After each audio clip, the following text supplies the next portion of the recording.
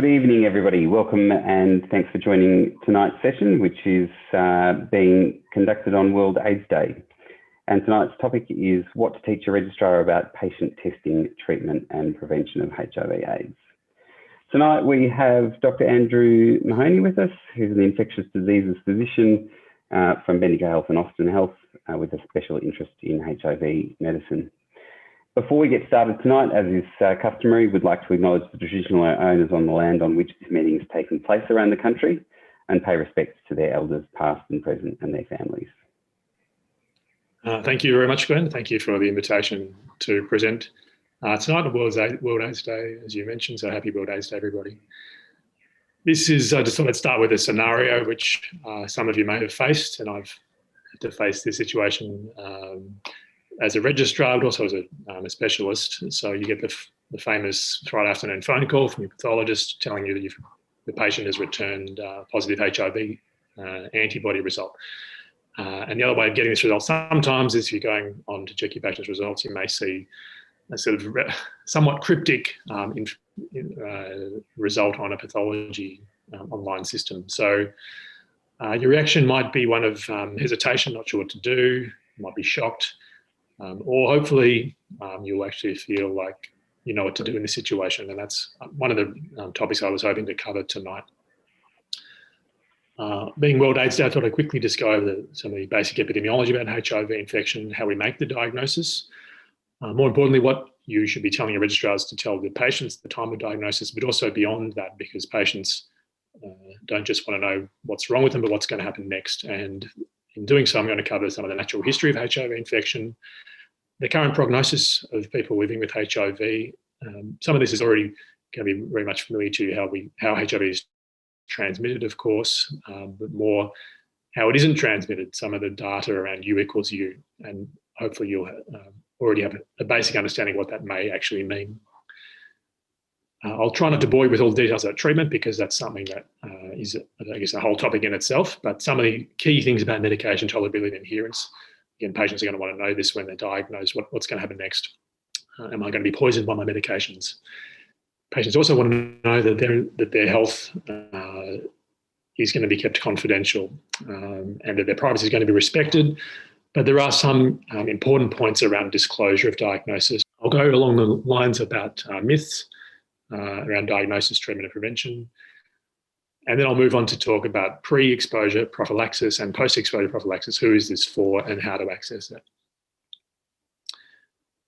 So HIV now, depending on when you take the starting point of HIV, the pandemic is really judged to have started around 1981. And we're looking now at a pandemic that's affected some 75 million people, of whom nearly half have died. On the plus side, though, we now have more than 25 million people on treatment as of 2019.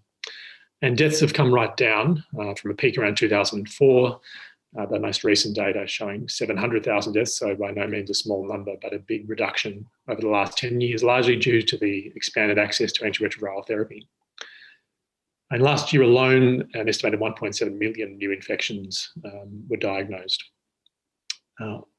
And a patient who unfortunately died earlier this year, Tim Brown, to date, the only patient we think who's actually been cured of HIV, and that's a whole other story in itself. And some other patients are perhaps now meeting the same sort of criteria as Tim, who was effectively cured through a bone marrow transplant in the setting of aggressive leukemia with a donor's bone marrow that was resistant to HIV infection. It's given us a lot of insights into how we might, how the future of HIV treatment and potential cure might lie. So in Australia, here's the data from the Kirby Institute over the last nearly 30 years, showing that there was a peak of infection back in the late 1980s. Obviously, testing only became available around that time. Through the period of the 1990s when safe sex, condom use was really being promoted as the prevention message for HIV, but also patients were dying of HIV at alarming rates. And then over the 2000s, where there's been an increased rate of infections, nowhere near the levels seen in the 1980s. But encouragingly, again, over the last 5 years, there you can see the graph tailing off with a 15% reduction in new infections per year. Just to navigate you across this graph, the top line is the total number of HIV diagnoses per year. Underneath that is the male sex per year, and the red line at the bottom is the female diagnoses per year. So just thinking about your patient who's got this result, well, why were they tested in the first place is obviously something you'd be thinking about. Why did they order this test? And the testing indications, obviously, there's going to be situations where testing is clearly indicated, sexual risk factors. But I think it's also worth just reminding yourselves around indications for HIV testing. And for example, if you're in America, it's recommended that everybody, all adults should be tested in their lifetime at least once. That recommendation hasn't become necessary in Australia because the incidence and prevalence of HIV have been obviously much lower, and certainly in Australia compared to the United States of America, as well as countries where the infection has really become an epidemic, such as sub-Saharan Africa. And how often should men who have sex with men be tested? Again, just a reminder, these are from the stigma guidelines produced last year and readily available online, looking at not only HIV but other sexually transmitted infections as well. So the frequency of testing in the relatively high risk population is going to be guided by the risk factor, that is how often these guys are having sex. But certainly every 3 months for men who are sexually active with more than one partner in the last 3 months, so HIV test is definitely recommended along with a whole other suite of STI tests. But also think about populations that may not be getting tested because you may not be thinking they're at risk. So Aboriginal and Torres Strait Islander people clearly at a high risk, unfortunately, of HIV infection, along with people who've recently changed partners. It's not a common reason for seeing your GP, but ad hoc testing of this population is important. People who've received healthcare overseas, where there may be poor infection control practices, that is reusing invasive medical devices, or where the blood supply may not have been secure. And I should add, I've seen patients come in diagnosed with HIV in all these situations. Travellers to high prevalence countries. The high prevalence countries are actually defined quite clearly in the World Health Organization. If you do a quick search, you'll find a list of countries where the prevalence of HIV is above a certain percentage. History of incarceration. We had a patient, again, just recently who had a PSV risk factor newly diagnosed. And indicator conditions. Now, this is a list of not almost anything, but a large list of conditions where HIV test could in fact be indicated. And obviously there are going to be other explanations for many of these particular syndromes, but where there isn't, a HIV test is really indicated. And the list is obviously quite lengthy, and you may end up doing a whole lot of HIV tests that you're really wondering, well, have I got any risk factors here that justify such a test? But it's perhaps because we're not always that good at asking patients questions about risk factors, and patients are obviously not always good at telling us about their risk factors, why this list has been produced. It's based on the UK NICE guideline, actually. So I've certainly missed diagnoses of HIV. The hospital where I work, or both hospitals where I work, have missed cases of HIV. It's always somewhat embarrassing to diagnose a case of pneumocystis pneumonia on a lung biopsy in a patient in the intensive care for weeks. I've seen that scenario happen on a few occasions. It's not always easy to diagnose HIV. You don't always think of it because it's such a non-specific presentation. So patients with acute retroviral infection can present with this mononucleosis-like illness, the symptoms of which are very non-specific, and pretty much a viral illness would be probably the diagnosis in the emergency department, or if they presented to the primary care physician. You can see here the list of symptoms. Really, you could relate these to a whole number of other possible diagnoses, but without thinking of HIV, the testing, the diagnosis is going to be missed.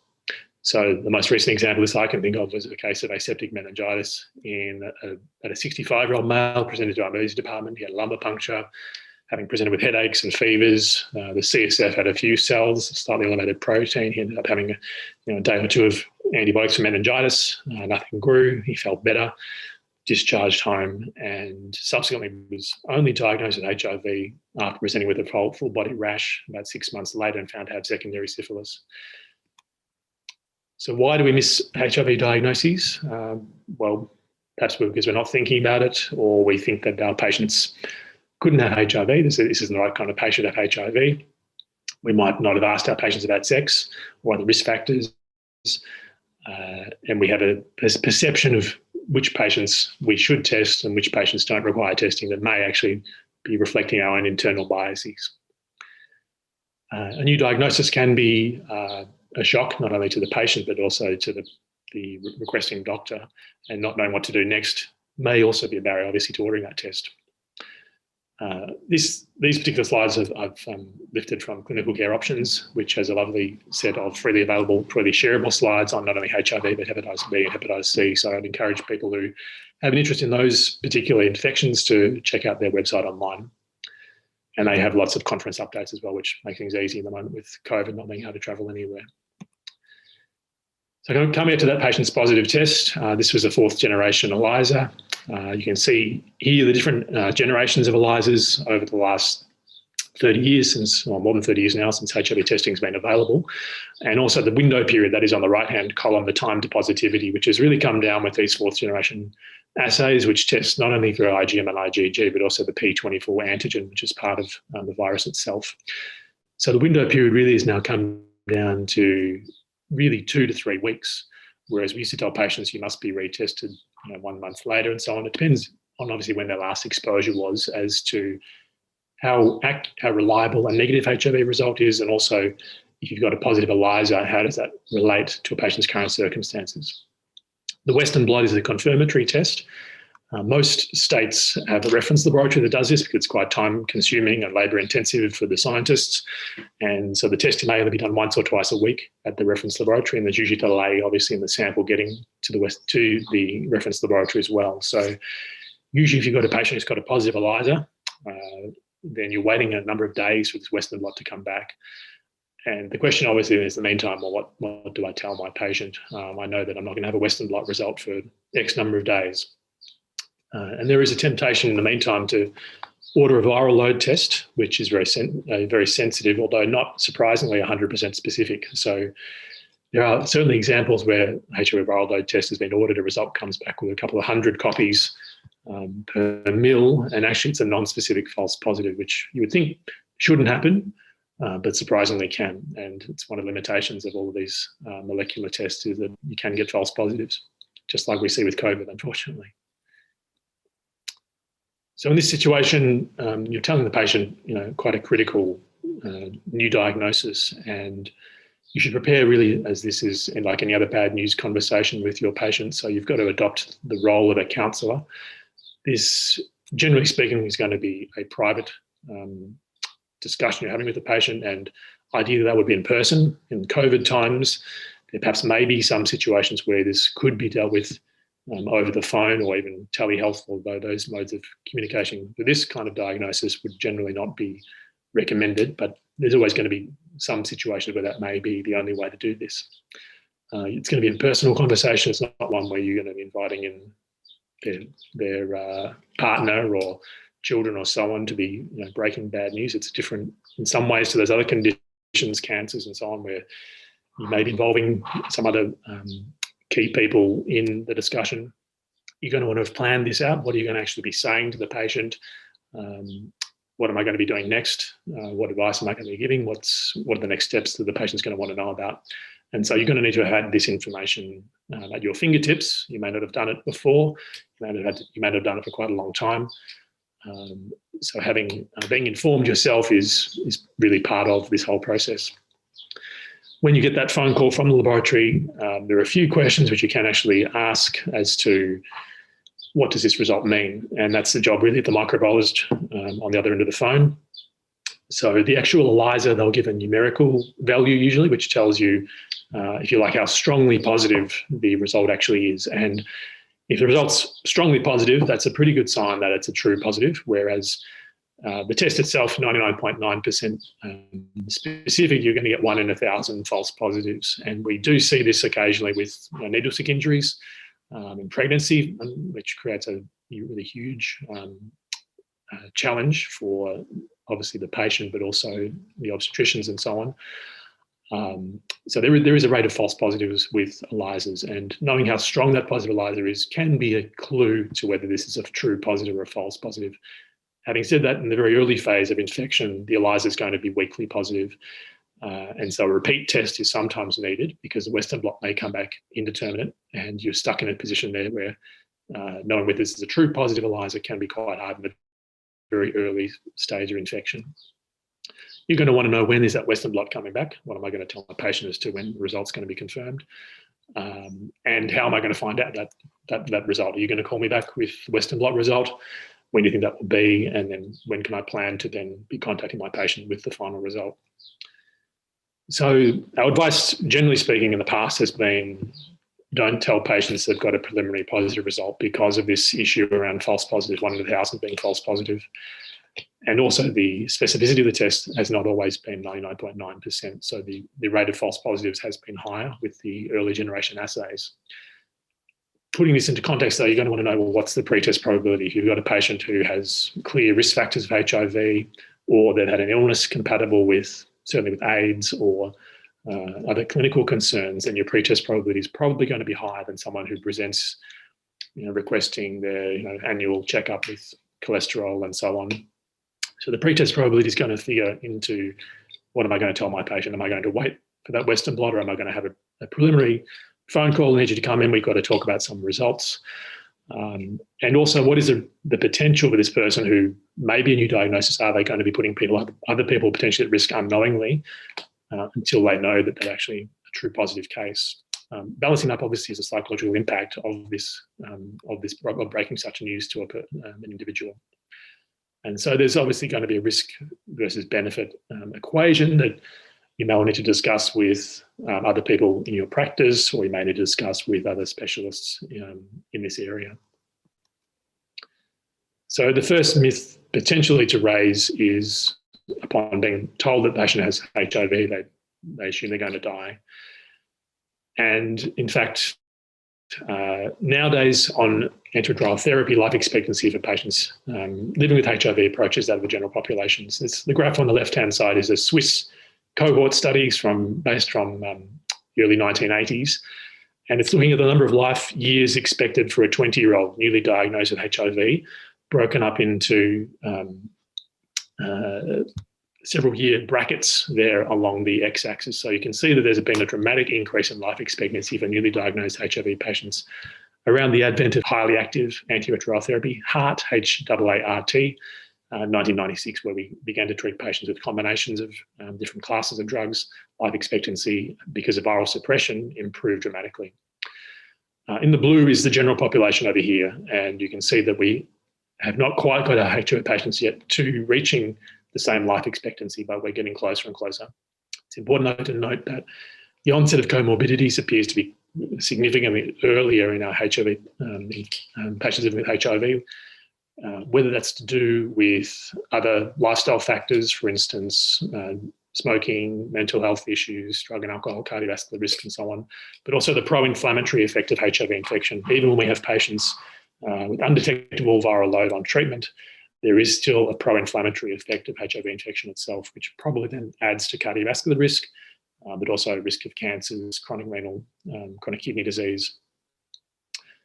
Thinking of a newly diagnosed patient at age 20 now, they're going to be looking at daily lifelong medication. That's going to be, you're going to be asking them to be adherent with more than 20,000 doses of medication. And the likelihood of that being 100% adherent is, for any of us, I think, would be very small. And there's still huge issues around stigma, so that even though you're telling the patient, here's the life expectancy data, if they go and disclose this diagnosis to whether that's family, friends, partner, and so on, the assumption in many cases is still that, no, you're going to die. So this message about life expectancy is slowly getting through to the general population, but there is still a lot of images in people's minds of the Grim Reaper ads from the 1980s in Australia.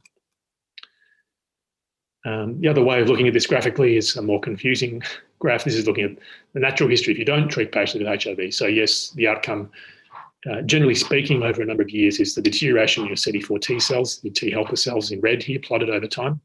So that the most patients will, over a 10-year period or so, develop a very low CD4 count, and with that comes opportunistic infection and ultimately death from AIDS. And we don't see this now in patients who are on treatment, and this is one of the miracles of the last 20 years of infectious diseases HIV treatment. The second myth that the patient is perhaps going to be thinking is, I can't have unprotected sex. And I thought I'd move on from the fear of dying to the fear of not being able to have sex, which I guess is, some people might equate the two. The infographic on the left-hand side comes from ASHM, the Australian Society for HIV Medicine, whereas on the right-hand side is the American CDC. They both basically tell you the same message. So starting at the bottom, a patient's being diagnosed, and U equals U, this is undetectable equals untransmissible. So I'll present the data behind this, but we now know that patients who have undetectable viral load cannot transmit HIV infection sexually. And this is something that we've actually, if you go back even 5 years ago, certainly 10 years ago, we were telling patients you cannot have sex without condoms, regardless of whether they'd had undetectable HIV viral load for 20 years in some patients' case. We were still telling them this old message: don't have sex without condoms. It's illegal in some states. You're putting someone at risk. You could infect somebody. And so there's been a real fear, certainly in our patients who have been around since that era. And also breaking down these walls that they've put up around themselves because of this message that's been drilled into them is quite difficult. And this goes on to talk about, in this graphic at least, what to do what to tell patients about undetectable equals untransmittable. So here is the data behind U equals U. So these studies have been done over a number of years, a number of different settings, both in heterosexual couples and men having sex with men. And the data is pretty much irrefutable now. So we're not talking about small studies, we're talking about thousands of people. I won't go through all of the numbers here, but you can see that we're talking about thousands of acts of sex. Would have been interesting to be in the study, of course, and no linked infections in any of these studies. That is one partner being infected with HIV, the other partner being HIV negative, that is a so-called serodiscordant couple, and having them closely followed up over time to determine if there's any transmission of HIV. And the way that the studies really get into the nitty-gritty is by looking at detailed phylogenetic analysis of the virus that may turn up in a partner. And actually any of those partners who became positive was found to actually be infected elsewhere, not within the partnership. Third myth, doctor, I feel fine. I don't want to be taking 20,000 doses of medications over the next 50 to 60 years, and it'll probably just make me feel sicker. So on the left-hand side, this is perhaps the pill burden from the early 1990s or late 1980s, when we were trialling experimental medications through to multi-times a day dosing, having to drink litres of water to prevent renal stones, to now on the right-hand side, the single pill a day, which will work very well. It'll suppress viral replication, and resistance won't develop on such therapy. So these are combination tablets that contain multiple antiretroviral medications. So we used to think about waiting to start treatment. Let's wait until, for instance, the CD4 count drops below a certain point, then we'll get people onto medication. So the START study was done looking at that particular approach and found that people who wait to delay the initiation of antiretroviral therapy actually have poorer outcomes. Not only do they have a higher risk of their immune system deteriorating, but they get other illnesses as well, whether that's cardiovascular, but also renal disease at higher rates to people who start treatment earlier. So the guidelines now, these are the two different American guidelines, the DHHS, not to be confused with Victorian DHHS, but also the International AIDS Society, both now recommending treatment as soon as possible. And even some centres have the capability to start treatment on the day of diagnosis, for instance, sexual health clinics, high caseload GP settings. So really early treatment has big benefits for both the patient, but also for protection of the broader community. So you'll reduce the viral load in the population the earlier you start treatment. And this was shown in this study from nearly 10 years ago now, a randomized controlled trial, immediate versus delayed treatment in discordant couples. So while there were 39 transmission events seen in these discordant couples, in fact, only one of these was seen in a couple where an antiretroviral therapy was started immediately. All of the other cases were unlinked or related to delayed initiation of antiretroviral therapy. So we can get a 96% reduction in HIV transmission in this study, at least, through the immediate or near immediate starting treatment in newly diagnosed patients. And there are other benefits as well. So this, again, from Clinical Care Options, shows a meta-analysis looking at 4 randomized controlled trials. Benefits seen with same-day antiretroviral therapy on the right-hand side versus standard of care on the left-hand side. So we get higher retention in care, we get better viral suppression, fewer patients lost to follow-up, although just crossing 1 in terms of your forest plot, and also fewer deaths. So the benefits are very clear. The sooner we start patients, the sooner we get them, the viral load undetectable, the less partners become infected, and the more likely they are to stay in care and less likely to die. This is just a really confusing picture of all the different drugs that we have available. It's to highlight, I guess, that there's a lot, more than 35 different antiretroviral drugs. Since the years that they've been approved in America, the late 1980s, when we had zidovudine or AZT, different classes of drugs and different colour schemes. So the nucleoside reverse transcriptase inhibitors in the blue, the non-nukes in the orange colour, protease inhibitors, which came out in the mid-1990s and revolutionised the treatment of HIV. But more recently, the integrase inhibitors are really ones to focus on. But the combination pills are also shown up here in multiple colours, which are the ones I'm going to really talk mostly about. So a lot of drugs, you'll see they're all abbreviated to 3-letter acronyms, which to those who don't see this often, it does become quite confusing. So I'll try not to use those because it's a bit of an alphabet soup. Just to cover, I guess, very briefly, the key antiretroviral drugs, which your patients, once they start on treatment, may be on, they'll certainly be on one of these, as which one or ones would be something you have to think about why they've ended up on a certain drug. The ones that have been italicised are really now, I guess, out the window. They've been either discontinued because of long-term side effects. The examples are DDI, adenosine estabutine, related to peripheral neuropathy and pancreatitis. The drugs that are not italicised are the ones that are still largely in use today. The back of here is one just to know about in terms of its risk of rash. So it can't be started unless you know a patient's HLA-B5701 genotype, and also its association with cardiovascular risk. Tenofovir is probably the most commonly used of the nucleotide analogues, very similar to nucleoside. And that's available in 2 different formulations, TDF, which is the traditional tenofovir, and also TAF. TDF, the older drug, being associated with potential renal impairment and also early osteopenia. Moving on to the NNRTIs, the non-nukes, nevirapine being the original drug from that class. Most patients are not going to be started on that these days, except in resource-poor settings. And efavirenz, which was a key drug for a long time, but now is largely not in use because of its increased incidence of neuropsychiatric side effects. Protease inhibitors I'm not going to cover much in detail because they're not generally used first line. And so these are generally going to be patients who are more treatment experienced, not relevant really to today's presentation. Similarly with the fusion inhibitors and CCR5 inhibitors, not relevant to patients initiating treatment, but the integrated strand transfer inhibitors, these are very potent drugs which work on different targets. All these drugs work on different targets of viral replication. Essentially, a combination of targets is needed to completely interrupt viral replication and must stop the development of mutations which are naturally arising when HIV mutates. It mutates very messily, and so mutants are arising all the time, and occasionally one of those mutants is in a key section of the genome, which is where the drugs would be acting. So these integrase transfer inhibitors are key drugs now in terms of the backbone of treatment. They're very potent, generally have quite high barriers to resistance. That is, they need multiple mutations before the virus is no longer affected by that particular drug.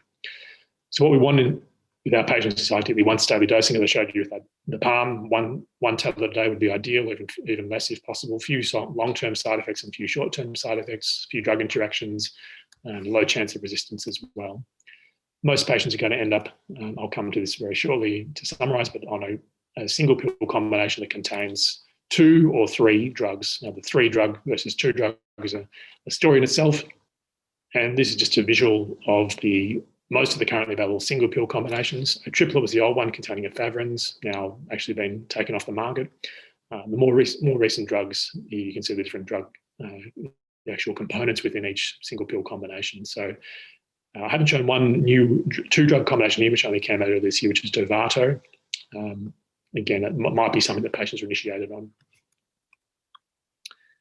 I think drug interactions are actually probably underemphasised with some of what we think about with our patients. So you might be thinking, well, the prescriber of those medications will sort out any potential drug interactions, but it is useful, I think, for all practitioners to know how to think about drug interactions with HIV medications, because the patients are going to be wondering, well, what is this pantoprazole going to do, or what's this metformin? What effect is that going to have on my HIV medications? And it's actually not too difficult to look into this. There are internet sites. Majority of these interactions haven't been formally tested, but they come down to pharmacists looking at the way drugs work and drug levels in some cases, which have actually been measured. But I would encourage you, if you're going into this area, to download the Liverpool app onto your iPhone or whatever device you've got.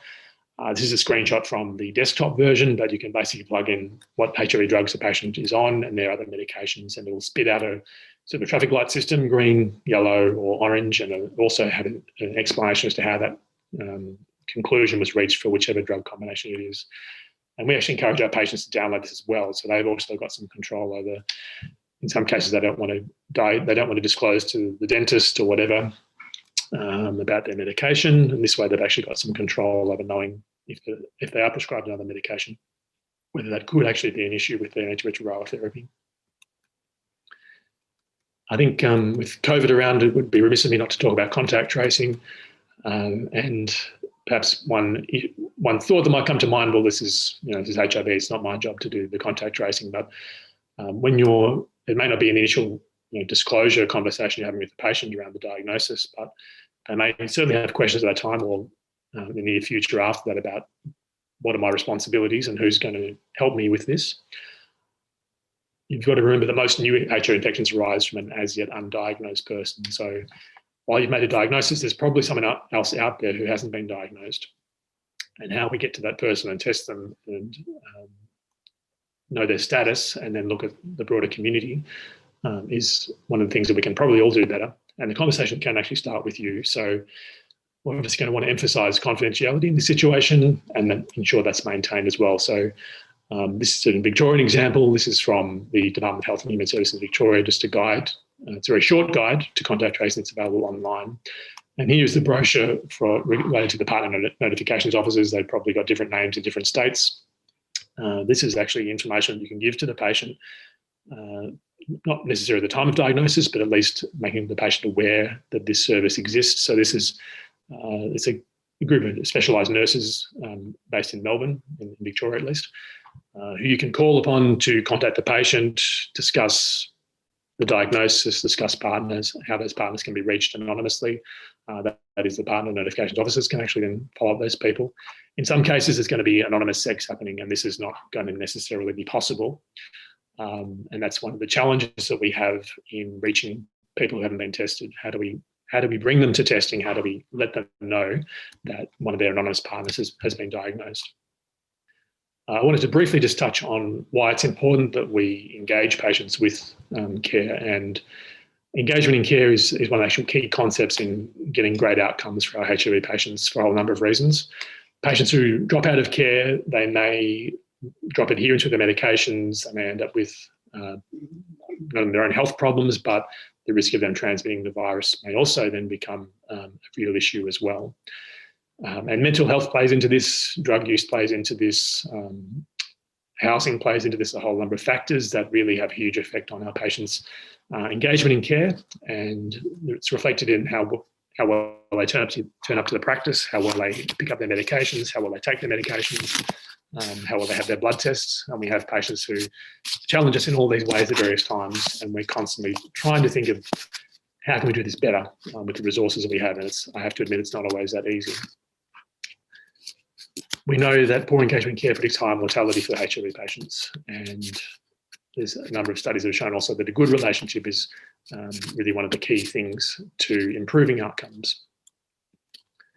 Providing culturally sensitive care is one of the ways that we can better engage with patients, and these are just really, I guess, a few statements on how to approach this in a number of different settings. And I should add that the hospital is one of the places that doesn't always do this very well. We don't have terribly good culturally appropriate means of engaging with patients. They get sent a letter and it says infection clinic, and they're told to turn up and say that they're going to the infection clinic, and there are barriers really to engaging with patients in the hospital setting as well, and that's something which perhaps community settings are going to be a lot better at doing. Similarly with transgender patients, we don't have good systems for even validating their identity. It's often questioned, not directly, but in subtle ways because of the way that the health system is designed. So just again, some statements on how to really maintain engagement in care. And I think it's just useful to reflect on these, not just in the HIV diagnosis situation, but for a lot of our patients who have complicated medical and psychosocial problems.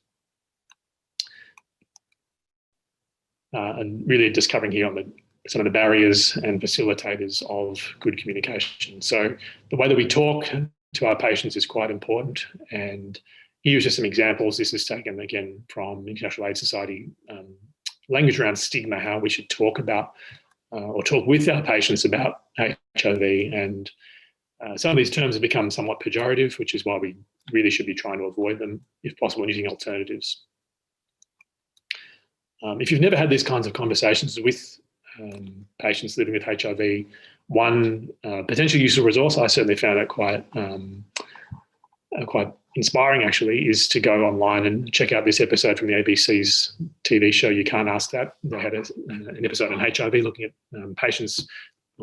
people living with HIV, answering some of these curly questions, how did you get infected? And, you told you were going to die and so on. And it's quite eye-opening, it's quite explicit, but it does bring home from a patient, the person living with HIV's perspective on how we communicate with these individuals as well. So have a look at that. I haven't got enough time to go through it tonight, I'm afraid. So now you've discussed the diagnosis with the patient, you've hopefully started to link them with some of the supports, which I'll get onto towards the end. But what are the next steps? Educating the patient, linking them, hopefully to services if you haven't already done so. In terms of what other tests should be done, this, I guess, depends on how well linked you are with a referral centre, if that's where you're going to be sending the patient, or if you're going to be managing the patient yourself. Then that's, again, something that you'll hopefully have already a plan for in terms of what tests to be ordering. But in this example here, I've just thought, okay, if you're going to be sending the patient on to either a specialist infectious diseases specialist, or perhaps a high caseload GP practice, or even a sexual health clinic who may have a large number of patients living with HIV. The key tests really are the HIV viral load, the CD4 T cell count to look at their immune system, the state of their immune system, liver and renal function, which may influence some of the medications that are used to treat HIV, hepatitis B serology, particularly surface antigen. Knowing whether they're infected with hepatitis C is also very important. I haven't listed all the tests here, but this is just the bare minimum would be something on these lines. But having said that, you've got to also think about patients who don't have access to Medicare. We had a patient very recently who was tested for visa purposes, partner visa purposes actually, and much to this person's shock, they had a positive test. They don't have Medicare card. Access to a Medicare card is now going to be quite tricky, but a whole lot of tests were ordered by a number of different doctors, and the bill turns up for $2,000, and immediately there's a barrier to care straight there. I mentioned contact tracing and some of the antiretroviral therapy treatments that you may start to at least discuss the principles and the key concepts around tolerability, and also the fact that things now are, compared to where they used to be, a lot simpler, but it still means having to pay for medication, having to take a medication every day. And for someone who's never had to do that before, there's going to be potentially some long-term challenges. So I think knowing your local referral pathway is very important, and that's going to depend on where you are and what's available in your area. So that may well be a sexual health clinic or an infectious disease service, or it may also be a Section 100 prescriber. And finding these prescribers is relatively straightforward. There's a list online curated by ASHM. So if you're looking to find someone to refer to, then this is the place to go to. Or, of course, you could become a Section 100 prescriber yourself. So ASHM runs courses on this. And anyone who's really interested in this area, I'd certainly encourage you to have a look at that. So I'm going to move on now to look at other means of controlling HIV. So treatment as prevention is really what I've already talked about. That is treating patients who are newly diagnosed, trying to treat everybody as a means of stopping transmission of HIV. Linkage in care I've covered as well, but I'm also going to now move on to pre-exposure prophylaxis. Tim Brown, the Berlin patient, was really that one patient who's had a cure, and I'm not going to talk about how we might achieve that in future. Some of these slides I should add I've taken from my presentation to the College of Physicians trainees. So if you think about ways that we can prevent HIV, you would have heard of some of these over the last several decades. We could use condoms, we could circumcise males. Now these take years to have effects, these sort of interventions, and have to be very broad across millions and millions of people to have an effect. PrEP is something that's now been around in Australia for a couple of years. PEP I'll move on to as well, post-exposure prophylaxis. And these are just part of the armamentarium for ways we can prevent HIV infection. So before there was pre-exposure prophylaxis, there was post-exposure prophylaxis. And the guidelines are now in their second edition, available online. This is giving people who've had a potential exposure to HIV medication to prevent seroconversion, that is infection with HIV. And it basically comes down to a risk equation, the risk of particular exposure versus multiplied by the risk of that particular source being HIV positive. And there are some very useful tables within the guidelines looking at a number of different situations, ranging from needle-stick injuries to sharing of needles to a whole lot of different ways people can have sex, and whether the partner's HIV status is known and what their viral load is in that situation, as well as whether the HIV status is unknown. The majority of these situations, the HIV status is unknown. They've had an anonymous sexual partner, condom broke, or they didn't use condoms at all. And whether that was a male or female sexual partner, maybe the person exposed was male or female, all that's built into these tables as well. So this is a very useful resource and something that we certainly use in all these situations that might arise. So where there's been an exposure where the risk of HIV transmission is above a certain threshold, that's when post-exposure prophylaxis is recommended. And it's generally speaking a 28-day course of antiretroviral therapy, which I'll cover in the PrEP section, started as soon as possible and within 72 hours. That's where the evidence extends out to that 72-hour time frame. Beyond 72 hours, the evidence is really very patchy to non-existent. And so trying to get these people, first of all, to present in time and then get on to PEP in time can sometimes be a challenge, particularly for regional areas.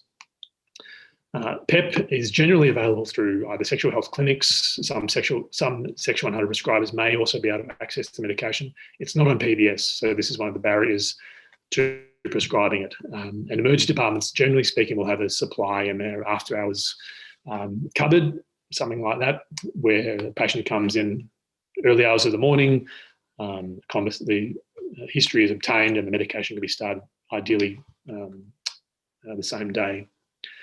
And there are some baseline tests to do on these patients and also some follow-up tests as well. And all of this is contained in the guidelines, so I won't go through all those specific points, but there's obviously baseline HIV testing, other STI testing, and that's usually repeated at the end of 28 days.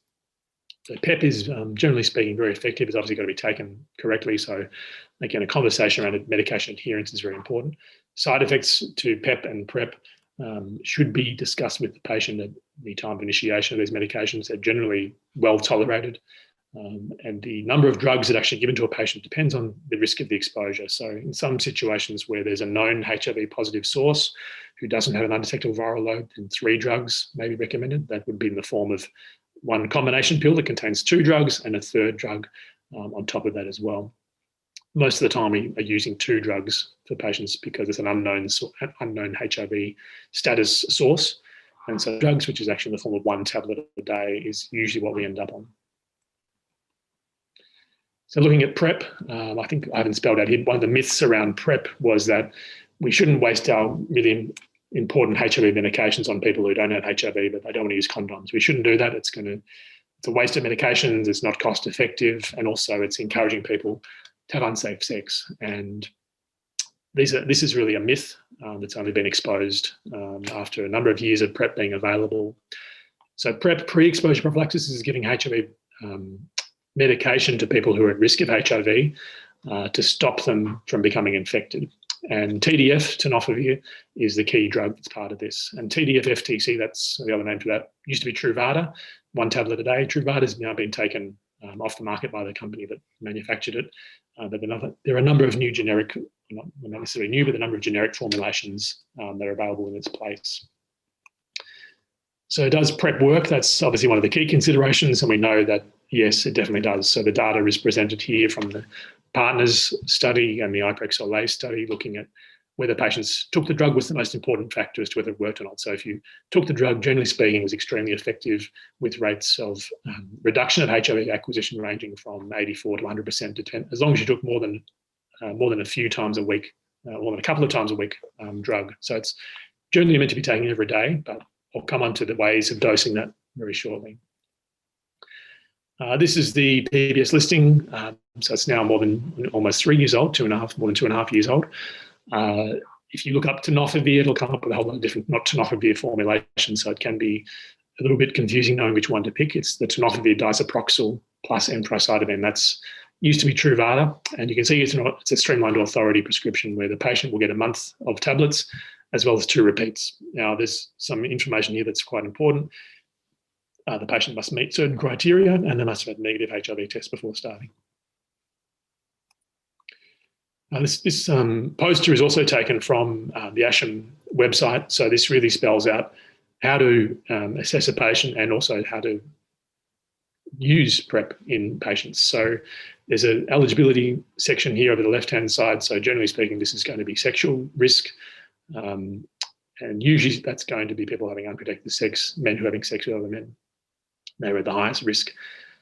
So those patients, if they're often presenting to you asking about PrEP, the first thing to be doing is talking about how much sex are you having, what are your other health conditions, obviously when was the last time you had a STI screen, when was your last HIV test as well. So there should really be a recent HIV test.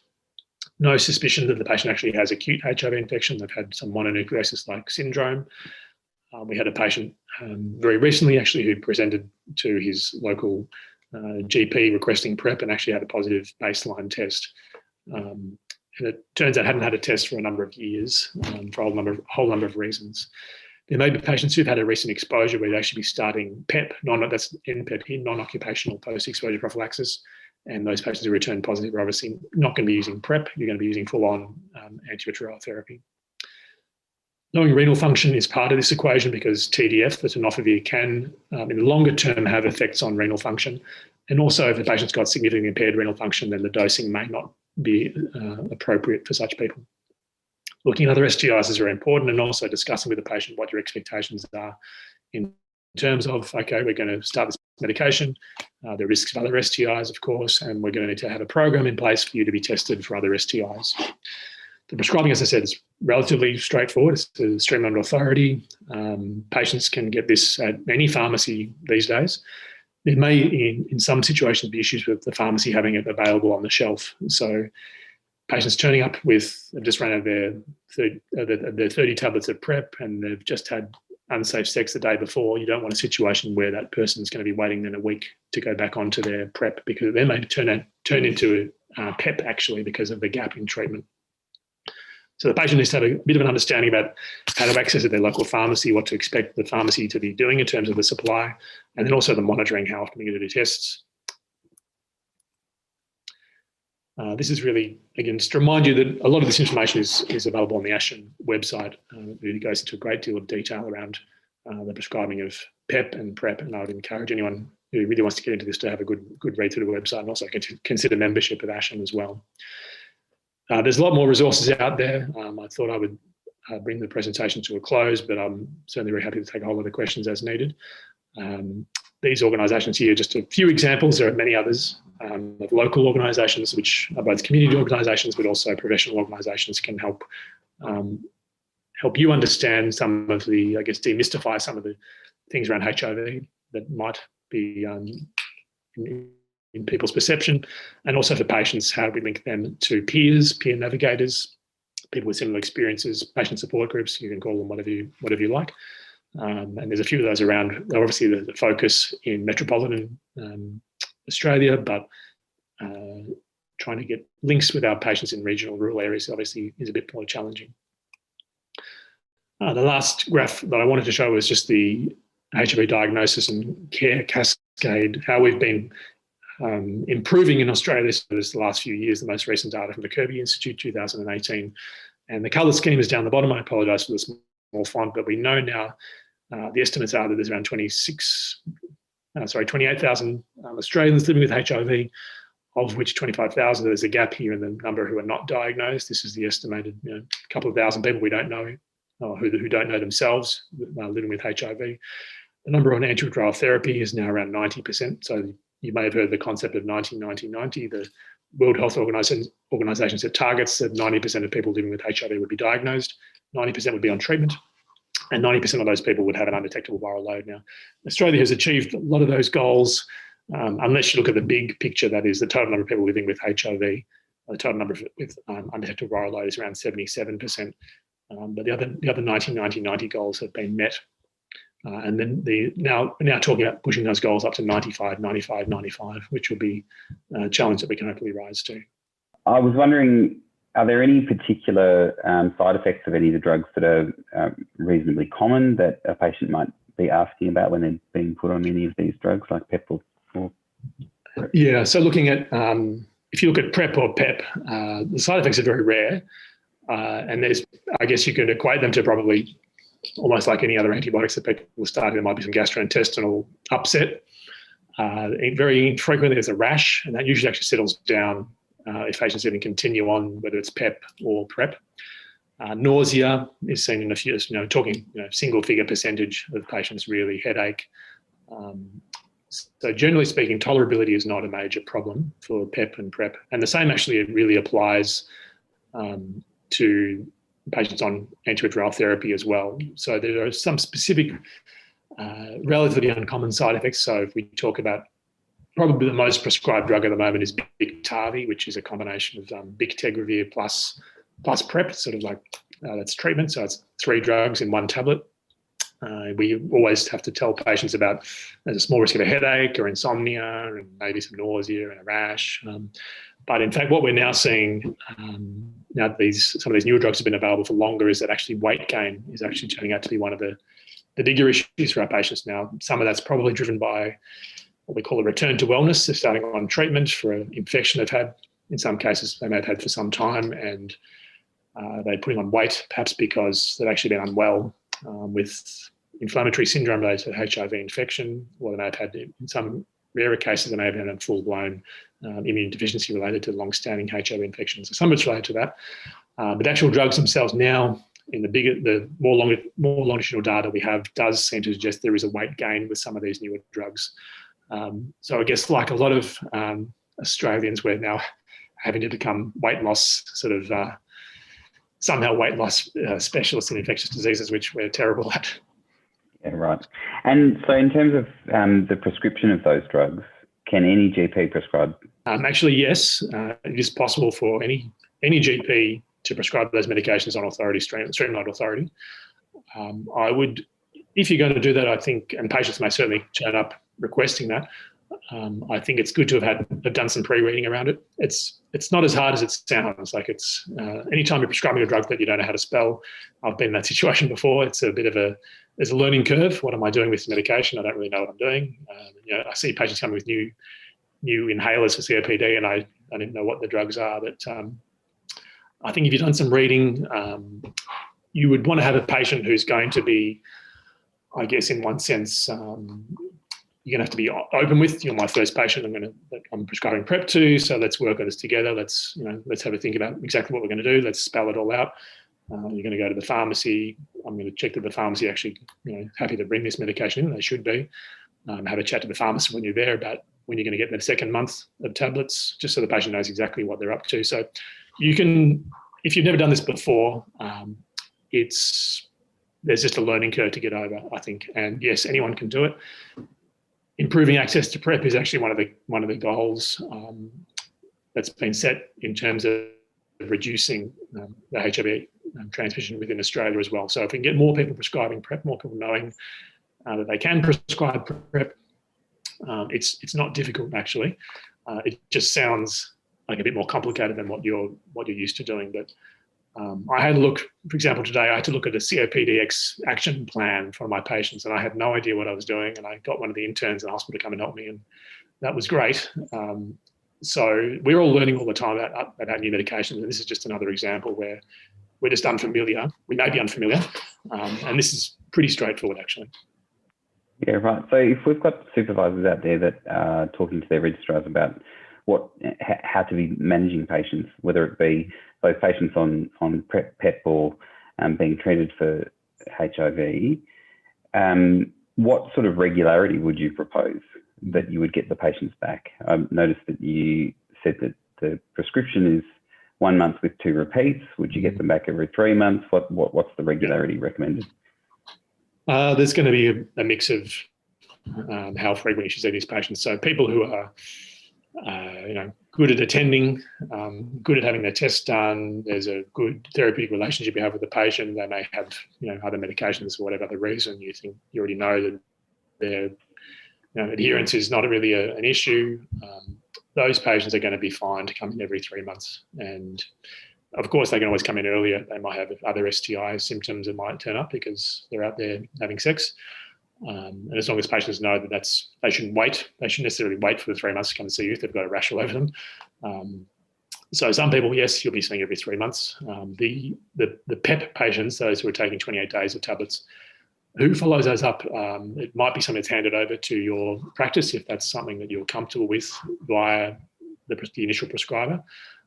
Again, it's relatively straightforward, but having that end of treatment HIV test is quite important for those patients. So they can be followed up usually within the month or so.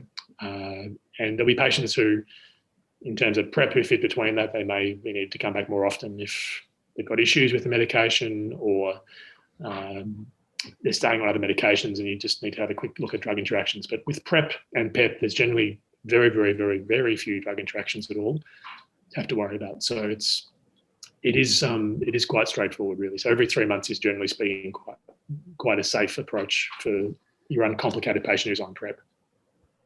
Yeah, fantastic. Rightio. Well, I think that's about all we have time for tonight. I'd like to thank you very, very much, Andrew, for making yourself available tonight. It's a really worthwhile topic to increase awareness about and facilitate supervisors to be able to impart this knowledge with their registrars. Thanks very much for joining us tonight. We have obviously made these webinars and podcasts available courtesy of funding made available by the Australian government via the GP training program. In terms of next webinars, we have a webinar on the 21st of January, psychedelic assisted therapy for mental illness. It's coming, what you and your registrar need to know about it. And on the 11th of February, how to teach registrars about managing mental health by Dr. Susan Barnett. If those resonate with you, we'd love to have you along. Thanks very much, Andrew. Thank you. Have a good night, everyone. Thank you.